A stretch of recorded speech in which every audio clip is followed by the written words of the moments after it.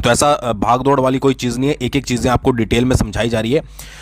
तभी मैंने देखिए कांगड़ा, आज हम पढ़ेंगे दत्तारपुर रियासत का इतिहास। तो दत्तारपुर जो है वो आपका कांगड़ा का पार्ट आता है, क्योंकि ये रियासतें वो हैं जो आपकी कांगड़ा से निकली थी, अगर आपने कांगड़ा वाली वीडियो में देखा होगा।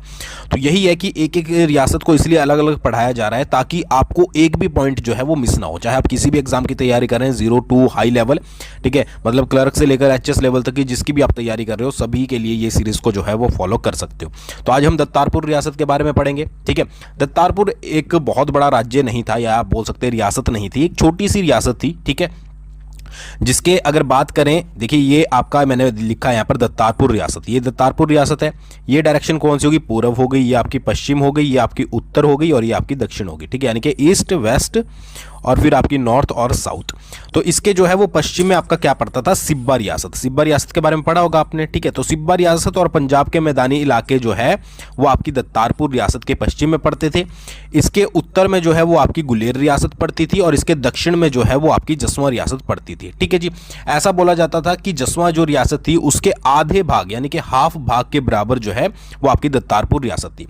और इसके उत्तर पूर्व, मतलब उत्तर पूर्व में कौन सी रियासत पड़ती थी, वो पड़ती थी कांगड़ा रियासत। और कांगड़ा रियासत से ही आपकी गुलेर निकली है, दत्तारपुर निकली है, जसवां निकली है, सिब्बा निकली है, इस तरीके से, मतलब इसी के ही सब पार्ट जो है ये सारे माने जाते हैं, ठीक है। तो एक ये थोड़ा सा ओवरव्यू आपको याद रखना है कि दत्तारपुर जो है वो सभी से घिरी हुई थी, एक छोटा सा आपका राज्य था, ठीक है, या रियासत। राज्य और रियासत सेम वर्ड ही होता है। तो इसके जो है वो उत्तर में आपकी गुलेर रियासत थी, उत्तर पश्चिम में ज़्यादा याद भी नहीं रखोगे तो भी चलेगा, बट ये जब आप हाई लेवल की एग्जाम की तैयारी करते हो और आपको मेंस वगैरह लिखने पड़ते हैं या फिर आप किसी के साथ डिस्कशन करते हो तो बहुत ज़्यादा इंपॉर्टेंट रोल जो है वो ये प्ले करती है ये चीज़ें, जब आपको किसी और से ज़्यादा थोड़ी इन्फॉर्मेशन होती है, ठीक है जी।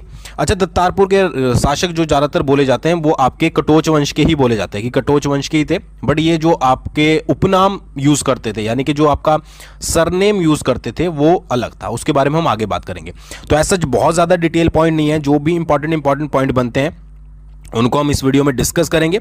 उस कि कोई और नाम क्यों चूज़ करना, हम क्या करते हैं कि अपने नाम के ऊपर ही जो है वो नाम रख लेते हैं, ठीक है। और 1550 के आसपास की बात है, 1550 के आसपास की बात थी जब उसने इस राज्य की जो है या रियासत की जो है वो स्थापना करी थी, ठीक है। अच्छा, जो मैं पहले सीधा थर्ड पॉइंट पे जाऊंगा, पहला पॉइंट डिस्कस कर लिया।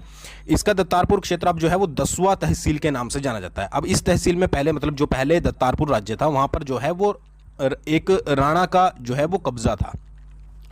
अब राणा ने क्या किया कि जो दत्तार चंद था उससे एक विरोधी के विरुद्ध, मतलब कि किसी के साथ लड़ाई झगड़ा चल रहा होगा, कोई ये थर्ड पर्सन होगा, तो इसने मदद मांगी दत्तार चंद की कि भाई मेरी मदद कर दे, ठीक है, बदले में जो कुछ बनेगा वो मैं तेरे को दे दूंगा। तो इसने राणा की मदद करी। मदद करने के बाद इसने क्या करा, उस एरिया पर, जो इसका एरिया था राणा का, उस पर खुद अधिकार कर लिया, ठीक है, और वहां पर एक नगर बसाया जिसका नाम जो है वो दत्तारपुर रखा गया। तो इस तरीके से इसने जो है वो 1550 में ये काम किया था और प्रेजेंट में 10वां तहसील के नाम से जो है वो जाना जाता है। अच्छा, वैसे तो मैंने आपको बताया कि ये कटोच वंश के ही जो है वो शासक थे, बट ये जो अपना पारिवारिक उपनाम यानी कि सरनेम लगाते थे वो डडवाल लगाते थे, डडवाल जो है वो यूज करते थे। तो कई बार डायरेक्टली क्वेश्चन आ सकता है कि कौन सी रियासत के राजा अपना पारिवारिक नाम जो है डडवाल रखा था या डडवाल यूज करते थे, जबकि वो कटोच वंश से संबंधित थे। तो वो कौन थे, वो थे आपके दत्तारपुर रियासत के राजा, ठीक है जी। फिर दत्तारपुर के राजा गोविंद चंद ने कांगड़ा के राजा संसार चंद के विरुद्ध गोरखों की मदद करी थी, ठीक है। कौन सा राजा था, गोविंद चंद, गोविंद चंद, ठीक है। गोविंद चंद ने क्या किया था, कांगड़ा के राजा संसार चंद के विरुद्ध गोरखों की मदद करी थी, या फिर क्वेश्चन ये भी आ सकता है कि बुलाने में जो है वो सहायता करी थी। मतलब जो कमेटी मैंने आपको बताया था कि एक कमेटी बनाई गई थी, एक ग्रुप बनाया गया था और गोरखा कमांडर अमर सिंह थापा को जो है वो इन्वाइट किया गया था। तो उस कमेटी में या फिर उस ग्रुप में ये भी बंदा जो है वो शामिल था। तो दत्तारपुर से कौन सा राजा शामिल था, वो था आपका गोविंद चंद। 4 पॉइंट आपको यहीं पर क्लियर हो जाने चाहिए। दत्तारपुर रियासत इतनी बड़ी नहीं है कि आपको दोबारा से पढ़ना पड़े, तो भाई यहीं क्लियर कर लीजिएगा जो भी आपकी है। फिर बात आती है 1809 की। इस रियासत पर रणजीत सिंह ने जो है वो अधिकार कर लिया था, ठीक है। आपको पता ही होगा संधि हुई थी राजा संसार चंद के बीच में और रणजीत सिंह के बीच में। तो इस रियासत पर क्या है, 1809 में दत्तारपुर रियासत पर रणजीत सिंह ने अधिकार कर लिया। और इसका जो स्तर था यानी कि जो इसका लेवल था, पहले इसको जो है वो रियासत बोला जाता था और उसके बाद इसका स्तर घटा दिया गया और इसको जो है वो जागीर का नाम दे दिया गया कि ये एक जागीर है, ये आपकी रियासत नहीं है, ठीक है जी। तो ये आप किसने किया था, ये किया था रणजीत सिंह जी ने, ठीक है। तो ये आपको पॉइंट याद हो गए। आगे बढ़ते हैं। रणजीत सिंह ने दत्तारपुर के राजा जगत चंद को बंदी बनाया था जब तक उसने राज्य नहीं छोड़ा। ठीक है, जगत सिंह को किसने बंदी बनाया? रणजीत सिंह ने। क्यों बंदी बनाया? कि उसको बोला जा रहा था कि तू यहाँ से राज्य छोड़ के चल जाए, क्योंकि अब तो ये हमारे आधिपत्य में है, हमारे एरिया में है। पर बाद में जो है वो कुछ ना कुछ जो है वो बाद में सॉल्यूशन निकल गया और उसको जो है वो दत्तारपुर की जागीर वापस जगत चंद को जो है वो दे दी गई। तो ये भी क्वेश्चन बन सकता है, इंपॉर्टेंट है कि रणजीत सिंह ने दत्तारपुर के किस राजा को बंदी बनाया था? तो वो कौन था? वो था आपका जगत चंद सिंह, नहीं जगत चंद, याद रखिएगा। ठीक है जी। फिर है 1857 में जगत चंद ने कटोच राजाओं के साथ मिलकर अंग्रेजों के विरुद्ध विद्रोह में भाग लिया था। 1857 की क्रांति आप सभी लोग जानते ही होंगे। तो इस क्रांति में दत्तारपुर से कौन सा राजा जो है वो शामिल था अंग्रेजों के विरुद्ध? ठीक है, अंग्रेजों के खिलाफ। वो था आपका जगत चंद। ठीक है, जगत चंद वही जिसको पहले जो है वो बंदी बनाया गया था रणजीत सिंह के द्वारा। पर हुआ क्या कि उसको गिरफ्तार कर दिया गया और बाकियों के साथ जो है वो अल्मोड़ा भेज दिया गया और अल्मोड़ा में ही जो है वो 1877 में उसकी जो है वो डेथ हो गई थी। ठीक है, तो ये था मेन जो आपका दत्तारपुर में यहाँ पर हुआ कि क्या कौन कौन से राजा थे जब दत्तारपुर में शासन चल रहा था। ठीक है, और उसके बाद क्या हुआ कि गिरफ्तार करके और फिर जो 1857 के बाद क्या हुआ कि अंग्रेजी राज्य में जो आपकी दत्तारपुर रियासत थी उसको अंग्रेजी शासन में यानी कि ब्रिटिश शासन में जो है वो मिला लिया गया, यानी कि मर्ज कर लिया गया। ठीक है, तो ये था। इसके बाद भी राजा हुए, बट जो राजा फिर वर्क करते थे वो अंग्रेजों के अंडर करते थे, उनको पेंशन मिलती थी, उनको अंग्रेजों के द्वारा कुछ कुछ सेवाएं दी जाती थी। ये आप सारी चीज़ें आपको पता होगी।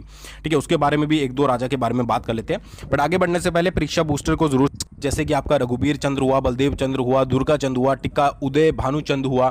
ठीक है, ये सारे भी हुए, बट इनके टाइम पीरियड में एज सच बहुत ज़्यादा घटनाएं जो है वो नहीं घटी। एक आदि के बारे में बात करूंगा, जैसे कि राजा बलदेव चंद्र, बलदेव चंद्रा भी लिखते हैं, चंद भी लिखते हैं। मैंने आपको बोला है कि अलग अलग बुक्स में अलग अलग मेंशन किया जाता है। इसके टाइम की एक घटना है कि 1939 में जो है वो इसकी डेथ हुई थी और ऐसा बोला जाता है कि इसकी डेथ के समय वैसा हुआ था। ठीक है, कि इसका जो महल था उसको जो है वो आग लगी उसमें या लगा दी गई, इसके बारे में अभी तक जो है वो पुख्ता जानकारी नहीं मिली है। ठीक है, पर जितनी भी सारी प्रॉपर्टी वगैरह थी, जितनी भी सारी जो है वो धन दौलत थी, वो इस आग में जलकर जो है वो राख हो गई थी। ठीक है, ये सिर्फ मैं आपकी नॉलेज के लिए बता रहा हूँ, पेपर के पॉइंट ऑफ व्यू से तो इतना ज़्यादा इंपॉर्टेंट नहीं लगता है। ठीक है, बट अगर कभी पूछ लिया जाए कि दत्तारपुर का ऐसा कौन सा राजा था, क्योंकि भाई आजकल के पेपर जो हो रहे हैं उसमें कुछ भी पूछा जा सकता है कि भाई कौन सा राजा था जिसके समय में महल में आग लगाकर जो है वो सारी संपत्ति स्वाहा हो गई थी, तो वो था आपका बलदेव चंद। ठीक है जी, याद रखिएगा। ठीक है, फिर उसके बाद एक नाम आता है आपका टिक्का उदय भानुचंद, टिक्का उदय भानुचंद। ठीक है, अब ये क्या था कि ये याद अगर 17वें नंबर का आई थिंक, ठीक है, ये उत्तराधिकारी था और जब इसने अपनी ग्रेजुएशन पास करी, ग्रेजुएशन इसने कंप्लीट करी, तो इसको क्या बोला गया अंग्रेजों के द्वारा कि हम आपको जो है वो सेना में कमीशन दे देते हैं। ठीक है, कि आपने ग्रेजुएशन कर लिया, बट इसने साफ इनकार कर दिया। ठीक है, तो इसने चुना क्या, ये जो महात्मा गांधी जी थे, ठीक है, इनके नेतृत्व में इसने जो है वो भारतीय राष्ट्रीय Congress INC Indian national Congress को जो है वो ज्वाइन किया, यानी कि उसमें शामिल हो गया। ठीक है, बट ये जो है वो राज्य आपका जो जिला स्तर था उससे कभी ऊपर नहीं जा पाया, जिला स्तर तक ही मतलब इनकी पहचान रही। ठीक है, बट क्वेश्चन आ सकता है कि किसने जो है वो महात्मा गांधी के नेतृत्व में कौन सा जो है वो दत्तारपुर का उत्तराधिकारी था जिसने जो है वो राष्ट्रीय कांग्रेस जो है वो उसमें मतलब शामिल हो गया था, तो वो था आपका टिक्का उदय भानु चंद। बाकी बलदेव चंद के बारे में मैंने बताया। तो ये दो कौन थे अंग्रेजी शासन से बाद के, जिनके बारे में कुछ ऐसी इंफॉर्मेशन जो कि आपके लिए इंपॉर्टेंट हो सकती है। बाकी तो कुछ नहीं है कि किसने किससे शादी करी, कहाँ गया, ये ज़्यादा इंपॉर्टेंट नहीं है। ठीक है, तो इसको आप स्किप कीजिएगा। तो ये आपकी पूरी किसके बारे में थी, दत्तारपुर के बारे में थी। और इसके